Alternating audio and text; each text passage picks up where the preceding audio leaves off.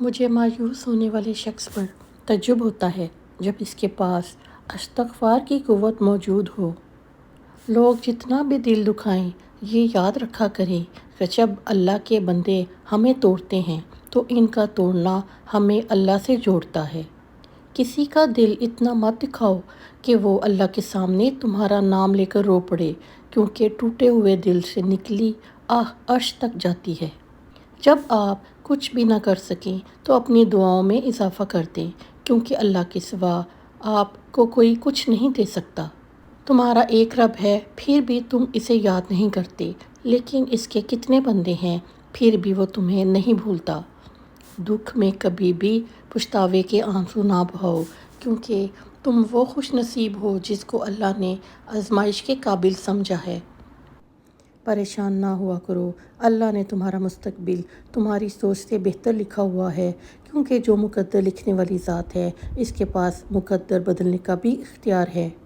یہ دنیا بھی کتنی عجیب ہے، ایماندار کو بے وقوف، بے ایمان کو عقل مند اور بے حیا کو خوبصورت کہتی ہے۔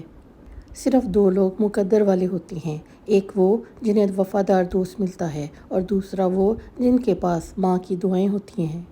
اگر تمہیں کوئی صرف اپنی ضرورت کے وقت یاد کرتا ہے تو پریشان مت ہو، بلکہ فخر کرنا کہ اسے اندھیروں میں روشنی کی ضرورت ہے اور وہ تم ہو۔ تمہارے والدین تمہیں بچپن میں شہزادوں کی طرح پالتے ہیں، لہٰذا تمہارا فرض بنتا ہے کہ ان کے بڑھاپے میں ان کو بادشاہوں کی طرح رکھو۔ سب سے بڑا جاہل وہ ہے جو ایک پتھر سے 2 دفعہ ٹھوکر کھائے۔ بہت سے انسان ایسے ہیں جنہیں زبان نے موت کے گھاٹ اتارا ہے۔ محبت کا اصل حقدار تو اللہ ہے، بس تم اسی کے آگے جھکو، وہ تمہیں کسی کے آگے جھکنے نہیں دے گا۔ دوسرے کے محل میں غلامی کرنے سے بہتر ہے کہ انسان اپنی جھونپڑی میں حکومت کرے۔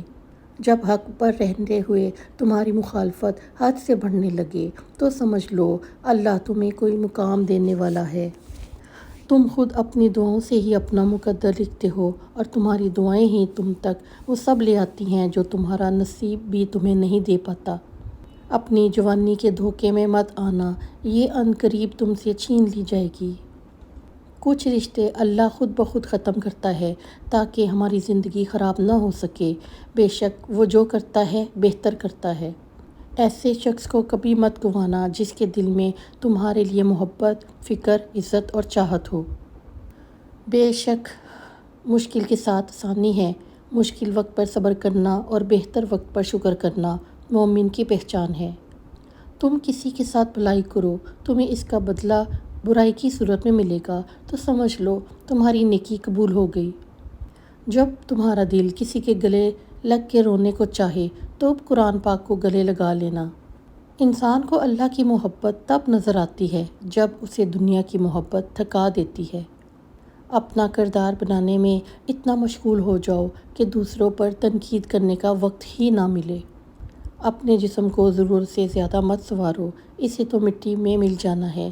سنوارنا ہے تو اپنی روح کو سنوارو، کیونکہ اسے رب کے پاس جانا ہے۔ جب میری دعا قبول ہو تو میں خوش ہو جاتا ہوں کہ اس میں میری مرضی ہے، اور جب قبول نہ ہو تو میں اور خوش ہوتا ہوں کیونکہ اس میں میرے رب کی مرضی ہے۔ وہ شخص کیسے ضائع ہو سکتا ہے جس کا ضامن خدا ہے؟ دوست کی غلطی ریت پر لکھو تاکہ پانی اسے مٹا دے، اور دوست کے احساس پتھر پر لکھو تاکہ کوئی اسے مٹا نہ سکے۔ اچھے لوگوں کا تمہاری زندگی میں آنا تمہاری قسمت ہوتی ہے، اور انہیں سنبھال کر رکھنا تمہارا ہنر۔ زندگی کے ہر موڑ پر صلح کرنا سیکھو، کیونکہ جھکتا وہی ہے جس میں جان ہوتی ہے، اکڑنا تو مردے کی پہچان ہوتی ہے۔ جس زبان سے جھوٹ نکلنا بند ہو جائے، اس زبان سے نکلی ہوئی ہر دعا قبول ہوتی ہے۔ انسان کے آنسو اس وقت مقدس ہوتے ہیں جب وہ کسی کے دکھ اور تکلیف کو محسوس کر کے نکلے۔ جب اللہ کسی کو پسند کرتا ہے تو اسے خوب آزماتا ہے، بس تم صبر کرنا، کیونکہ صبر کرنے والوں کی منزل جنت ہے۔